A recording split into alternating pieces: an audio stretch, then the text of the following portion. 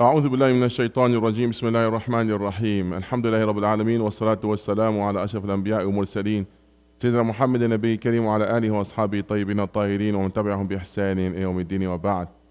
اللهم علمنا ما جهلنا وذكرنا ما نسينا وفقهنا في ديننا واجعلنا من عبادك الصالحين. Islam, it's a beautiful religion and we are not here to beautify. Just we need to clear some of the misconceptions that people they might have. And one of the common misconceptions people more often attack in Islam, they said Islam was spread by sword. As if like Islam enforcing people to changing their religion. And that's actually totally wrong. Allah subhanahu wa ta'ala said to the Prophet Muhammad sallallahu alaihi wasallam, وَلَوْ شَاءَ رَبُّكَ لَآمَنَ مَنْ فِي الْأَرْضِ كُلُّهُمْ جَمِيعًا. If Allah wills, all people on the earth, they will believe and follow you. أَفَأَنْتَ تُكْرِهُ النَّاسَ حَتَّى يَكُونُوا مُؤْمِنِينَ. Are you the one that enforcing people to be believers and faithful? That's not right actually, and it's not good. And Allah subhanahu wa ta'ala made it clear in the Quran, لَا إِكْرَاهَ فِي الدِّينِ. There's no compulsion in religion, in acceptance of the religion. By the way, do you know what's the context of this verse when it's revealed? This verse revealed as traditionally in Arab, they used to actually raise their children and they want their children to be Jewish. Yes, because they believe that Jewish people of scripture and they might be close to God. فَإِذَا وُلِدَ لِأَحَدٍ وَلَدٌ هَوَّدَهُ. That they try to this. That's why many of their children they became Jewish. And even in there are some even Jewish tribes in Medina. So what happened when some of those fathers accepted Islam? They try to enforce their children to accept Islam as well. So Allah subhanahu wa ta'ala revealed that verse to protect the religion of those kids. So Islam, Allah subhanahu wa ta'ala revealed this one, not against to enforce people to become Muslims, no, to keep the religion for them. So Islam never ever enforced anybody to change his religion. How come they said Islam spread by sword? Can you tell me where's the largest Muslim community nowadays? Indonesia. Indonesia, there is no one Muslim soldier were there. There is no one Muslim soldier went there. Only the business people, travelers, they spread Islam. They saw the good manners of them and they love Islam. 250 million Muslims just in that country. How Islam came to them? Through that way for just du'at and business people and through trade. Subhanallah, there's around 200 million Muslims in China nowadays. And Islam never even reached that way. No one soldier went there. Africa, just excluding the North Africa, all other things, no Muslims. Like, majority Muslim, Chad and Niger, all like majority of Muslim countries. And nowhere there was, why they are saying this? Subhanallah. Islam never spread by sword. Looking at all of that. And even the Prophet ﷺ fights all of his battles, that was in a state of defense. Badr, he was not there out to fight. He was there just to cross the way of the caravan to bring their goods. Because that they're belonging to them. And a fight happened. Uhud Badr, Ahzab. When Fatah Makkah, they went not to fight. Went just for pilgrimage and to get their place peacefully. And even no fight happened except in one gate where some fight happened there and not even significant. They came with peace. Yes. Yes, there's fight happen to protect the dignity of Muslims when they killed their ambassador and the one he get the lesser to them, and that's big, humiliation. They cannot just be silent about this. So the Prophet sent an army for them to teach them lesson. And they have. So is any question? Oh, they said Islam went to some places like Egypt, other with armies. You know why? Not to enforce them to accept Islam. No, to lift the power that oppressed them not to choose. So they went there to lift the oppression on them, not the opposite. And then they leave them for those choices. They never enforce anybody to change their religion. And there are some areas like Egypt, Lebanon, and other areas, there's good number of Christians till today. How it happened? From that time. If they enforce them, no one Christian will be there. So they never enforce anyone to accept the religion against their will. So they're saying that's completely wrong. But there are some reasons for some of the war happen, but not just to enforce people to accept Islam. They left them for their choice. Actually, it's amazing what happened. Usually, the occupied person will follow the religion of the occupier, yes? Like, by force if they are maybe afraid. But what happened is amazing. There's the Tatars and Mongols attack the land of Islam, and they were very, not harsh, were really very aggressive. And despite all of that, they are the one accepted Islam, not the opposite. They dominate the land and they accepted Islam. Can you imagine? They killed millions of Muslims, and at the end they found peace in Islam and they accepted. So you see, just reading in the history, understand the causes, and looking at the current situation, you will understand clearly. Islam never spread by sword.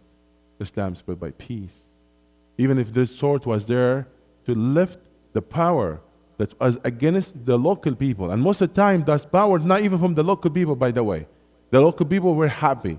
That power came from there somewhere else, like a Roman. They were there in Egypt. They're not even their land. The original people, they were under oppression. The moment that they left that power, they have the choice. Some of them stay in their religion, some of them adopted a new one because they like it, not because of, they were enforced to do so. Is that clear?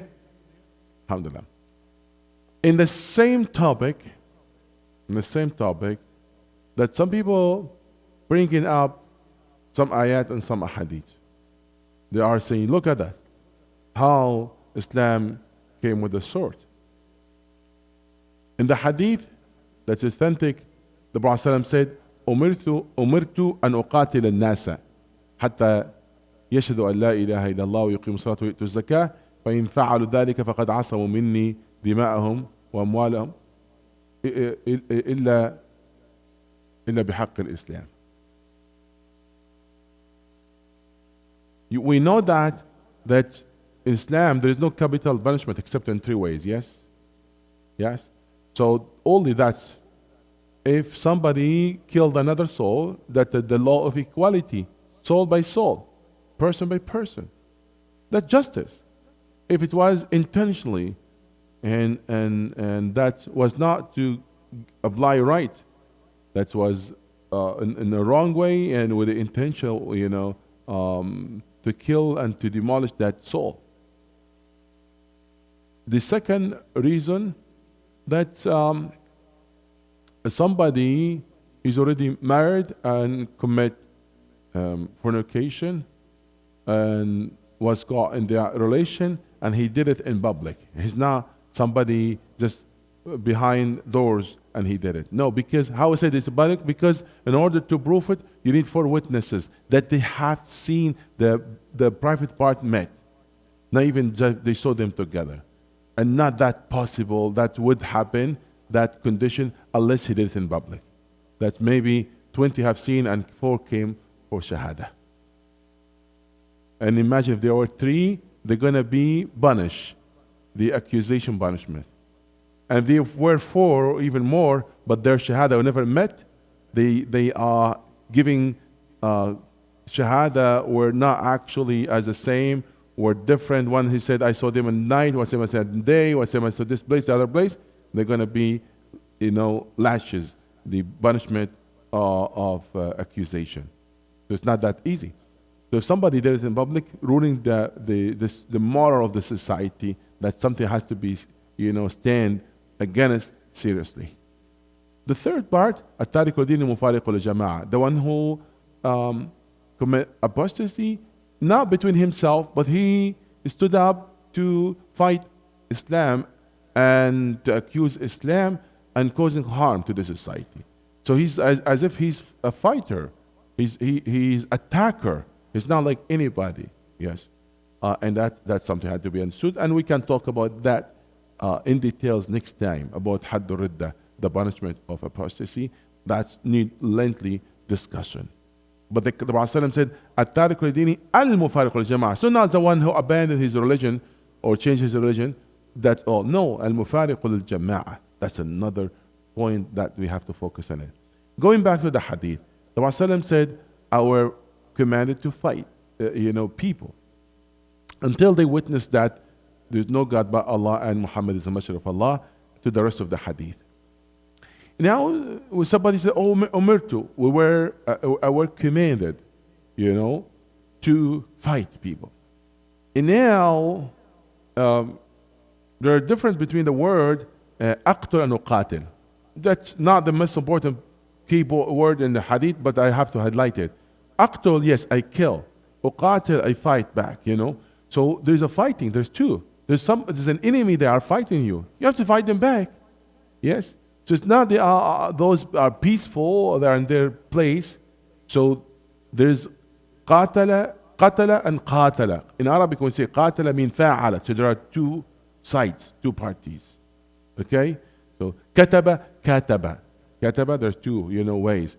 Daraba. All this, the structure, that means there are 2 sides. Okay? Yeah. So the other ones are attacking you. So you have to stop their attack. That's one point. But going back to the hadith, the Prophet said, "Umirtu an uqatila an-nasa," people. In Arabic and any other language, sometimes you mention a word that might look at a general word, but actually in that context, not include every individual under that word. I give you an example. You say like, the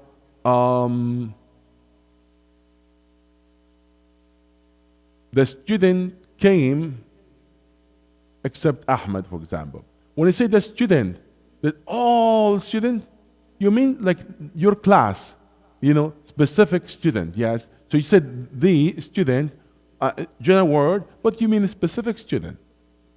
Is that clear? Yes. So when you say anas, like people, you refer to all people? No. To who was addressed that hadith to them. And many ayat like that. Allah subhanahu wa ta'ala said in Surah Ali Imran, for example, الَّذِينَ قَالَ لَهُمُ النَّاسُ إِنَّ النَّاسَ قَدْ جَمَعُوا لَكُمْ. Use the same word, الناس, people. Those people to say to them that the people gather for you or against you. So people, no. الَّذِينَ قَالَ لَهُمُ النَّاسُ is one person actually. And other nas, a group of people. So the word nas being used, but doesn't mean that everyone, So who meant in this? Those are against you. Those are threatening your state. Those are causing harm for your society. Those mushrikeen disbelievers and fighters, because the people look at them in different categories. The Muslim people, they say, oh, Muslims, they're fighting non-Muslims. No, that's wrong. Only fighters, only those are fighting against you, you fight them, if there's no other way. But there's a mu'ahid, that somebody has a covenant with them, that you have to protect your covenant. There is a dhimmi that's living with you in the Muslim land, that you have to give them the right equally like others. Yeah? So there are different categories, not all of them the same. The only one that permissible in certain condition that you fight back, if those are fighting you. Yeah. So you cannot generalize the word in the hadith. It has to be used in that context. And similarly, the ayah of Surah At-Tawbah, ayah to safe. Allah subhanahu wa ta'ala said,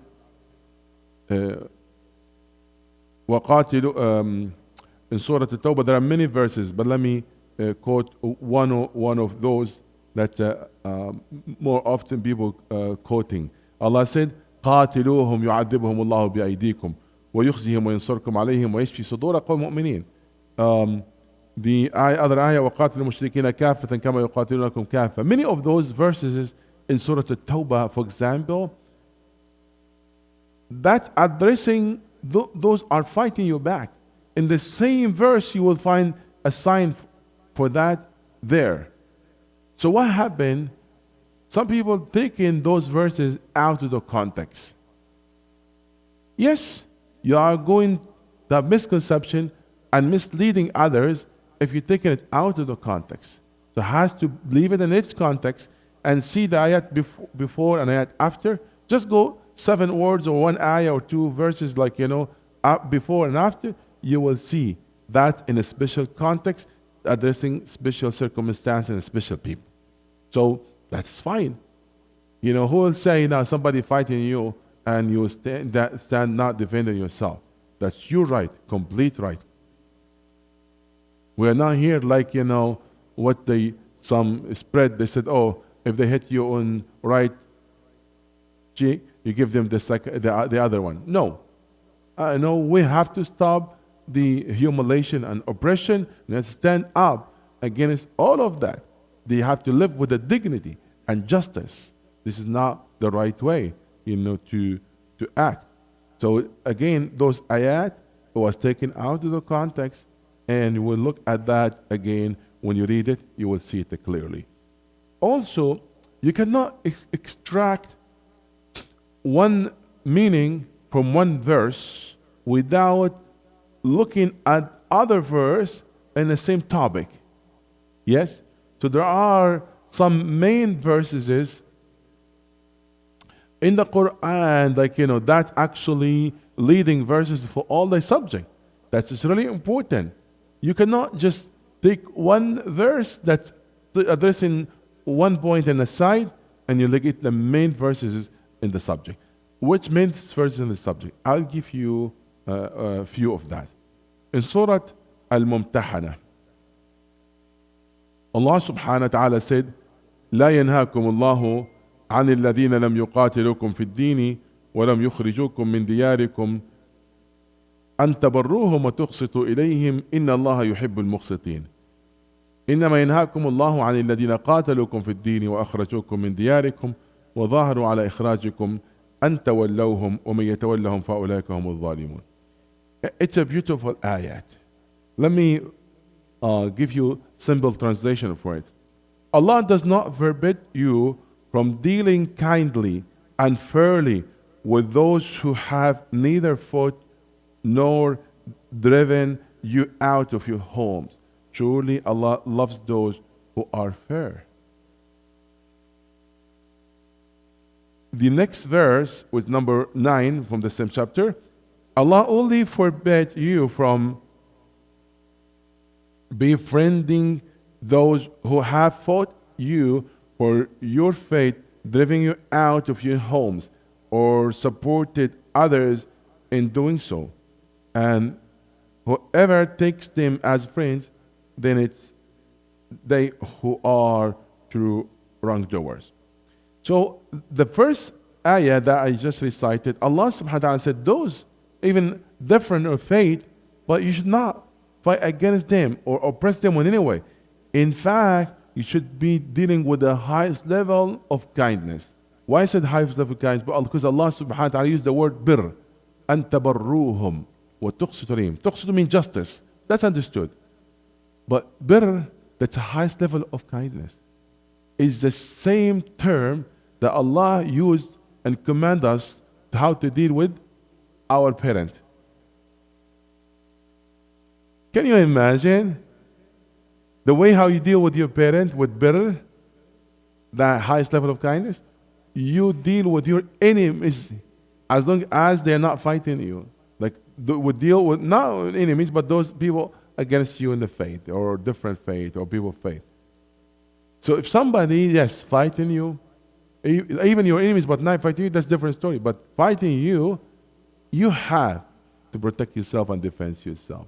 Quran is clear and Quran is beautiful. Wallahi. We're not here to defend Islam.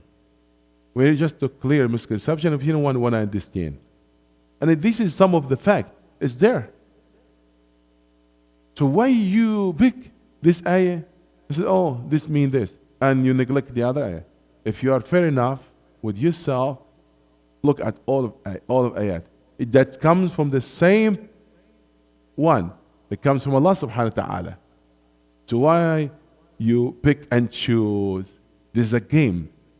So unless you have wrong intention, you want to throw that out just to show Islam is ugly, Subhanallah. Again, Islam beautiful, but we need just to have clear understanding for that. And this subject is an important subject and has many other things, that to talk about. But one of the main points always to refute those misconceptions, to ask people, can you please clarify for me the context, the reason why this verse revealed? Tell me the story behind it. Tell me what's the ayat before and after. What's about the language?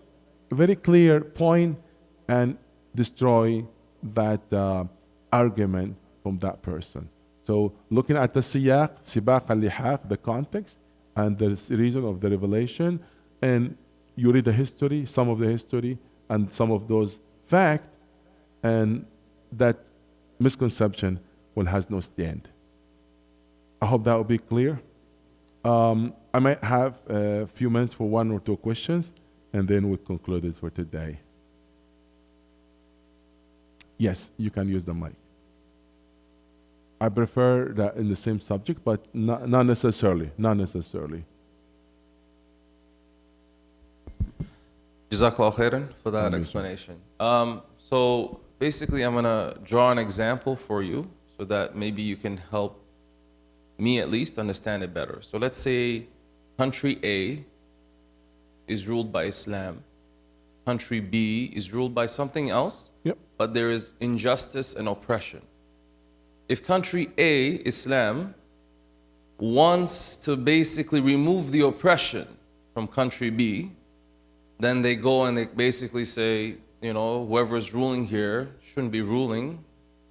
So then if that happens and the country B says, no, we're going to continue ruling with oppression, then country A, ruled by Islam, basically says, okay, forget about it then, because we can't move in with, or then has aggression starts, or there's no aggression at all, you just back away. Okay. And the reason I'm asking is because then if we were to continue, and like country A, there's no need to continue. You can answer the question. Go ahead. First of all, in Islam, we have a clear system. Nowhere would establish or any participation anywhere without the true leader. Okay. And all the justice has to be applied in that piece of land with a true leader that he can, with under that leadership has to be. So, if individuals say, I apply justice on any group, they would say, we're going to do that. Like ISIS, what they did, they brought bad image about Islam. and that group being created by the intelligence agency, and there's some big countries behind them to ruin the image of Islam, in fact. And they attack Muslims. They're not even attacking non-Muslims.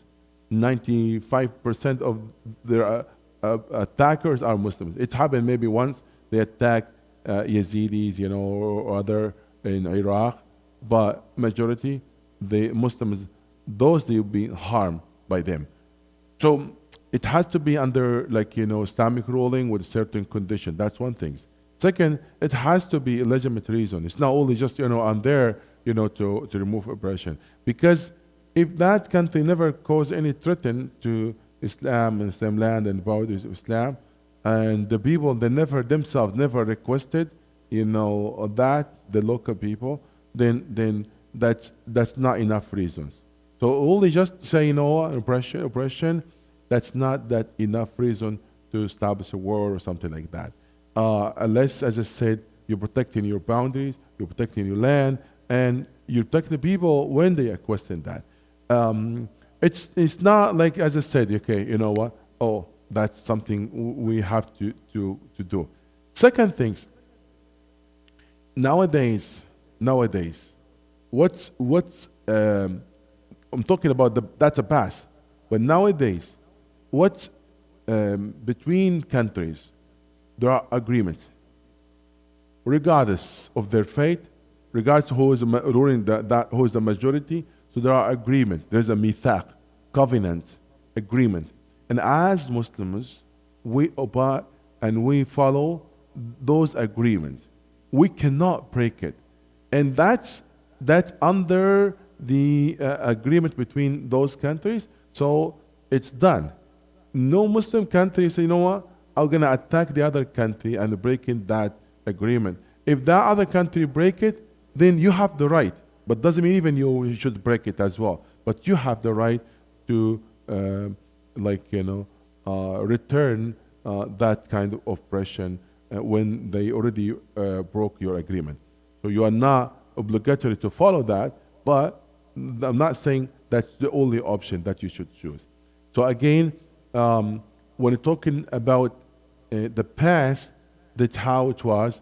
That's not Muslims just moving, going, attacking this one and the other one. No, it's not the case as some people might think. But there's some context for that historical fact. Nowadays, what's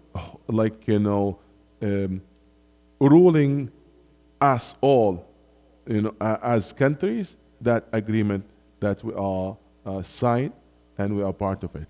And I hope that will be clear. Yes. You came. You don't know what the topic. Oh, okay. You have your question. So regarding the fornication for the four witnesses, right? So nowadays in modern time, the cameras are there everywhere. No. So has to be a witness directly. It's not like any of those things, because I'm sure you agree with me, especially with the new technology, the AI. Yes, they can really change the voice, the pictures, people. They can do all of that. So cameras and all of that. And by the way, even it's not that evident in some of the courts, because they need to have even permission before even recording. Like now here in court, sometimes if you take recording, it might be turned against you, because you don't even have permission to record the person, or you don't even have a sign that you are under surveillance or under recording. So the recording, this is not an evidence that will be considered in Islamic court. Unless in some exceptions that the court order it, that's a different story. Alaikum salam. The topic is about, without aggression, how Islam spread, and politics of it a little bit, right? So I wanted to ask you was, say for example, there's a country and then there's, of course, it's an Islamic country, but the people are like, moving away from Islam, and say they are corrupt, because I have seen a country like that, and they're just being kept forcefully. Can you make it short, your question, Yeah, please? yeah. So just trying to understand, like, so is it okay for the rulers to still have an iron hand control over the population? For instance, like they just go out of the country as soon as they take the flight, they remove the hijab, and they just do that. So, but the like, for example, what this to do with our topic? You're talking about oppression not acceptable anyway. No, You cannot enforce any person against his will or her will. Not, yeah, that spirit. It's under your land or out your land. You cannot. People, we said the intention is part of the action. How come you do things not willingly to do it, unwilling to do it, and that will be accepted? So no action, hijab, salah, all of that, no person will be enforced against his will or her will.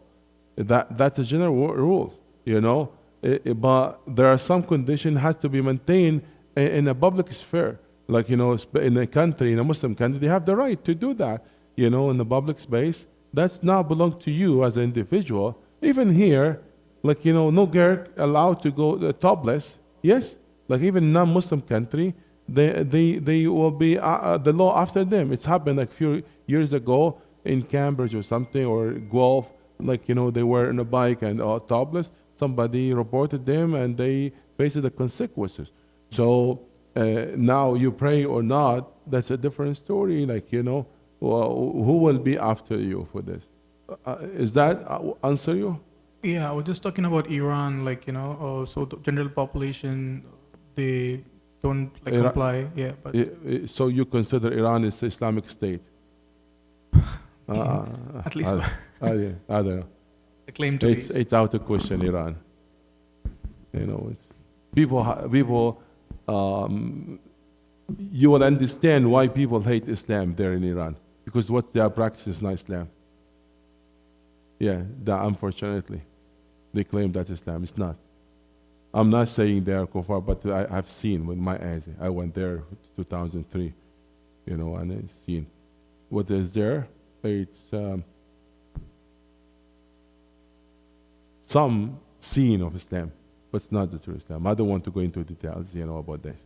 Yeah, so we cannot take them as an example. You're right. They are making a lot of oppression and all of that. It's not actually applying what's supposed to be. May Allah, guide all of, Muslim countries. It's hard to find actually nowadays is a good example. It's very hard. I'm not saying that. It's very hard to find a good example for a good Muslim country ruled by the right way and justice. It's sad. It's sad. But may Allah protect us all. Jazakallah khairan for your question, and may Allah protect you. We'll end it with this point. May Allah subhanahu wa ta'ala guide us and give us the best of understanding. Ameen. Subhanakallahumma bihamdik. Ashhadu an la ilaha illa anta astaghfiruka wa atubu ilayk.